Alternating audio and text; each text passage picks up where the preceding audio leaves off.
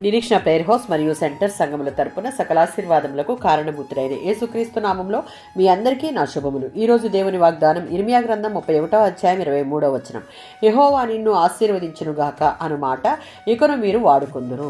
ఈ అధ్యాయంలో ఇశ్రాయేలు సామాన్యంగాను యూదా ప్రత్యేకమైన రీతిలోనూ తమ వాగ్దాన దేశాన్ని తిరిగి పొందడం గురించి రాసి ఉంది. దేవుని ప్రజలు తిరిగి కలిసి ఆయన ఆశీర్వాదం క్రింద నివసిస్తారు. ఈ విధంగా సమకూర్చబడతారనే భరోసా ఇచ్చిన తరువాత దేవుడు తన ప్రజలతో ఒక క్రొత్త శ్రేష్టమైన నిబంధనను చేసి దానిలోని తన ఆజ్ఞలను గైకొని లోబడే ఆత్మీయ శక్తిని వారికి ప్రసాదిస్తాడు. యూదా పునరుద్ధరించబడి దేవుని కృప వలన ఆశీర్వాదం వలన ఏకరాజ్యంగా అవుతుంది. జకర్యా గ్రంథం 8:3లో ఉన్నట్లుగా ఇంతకు ముందే అనగా జకర్యా గ్రంథం 7:14లో ప్రకటించినట్లుగా చెదరగొట్టబడే స్థితికి బదులుగా దేవుడు ప్రతి పరిస్థితులను గొప్పగా తిప్పివేసి సమకూర్చబడే స్థితిని ప్రకటిస్తూ ఉన్నాడు. ప్రవక్తల గ్రంథాలలో ఇలాంటి తలక్రిందుల పరిస్థితులు తీర్పును గాని ఆశీర్వాదాన్ని గాని ప్రకటిస్తాయి.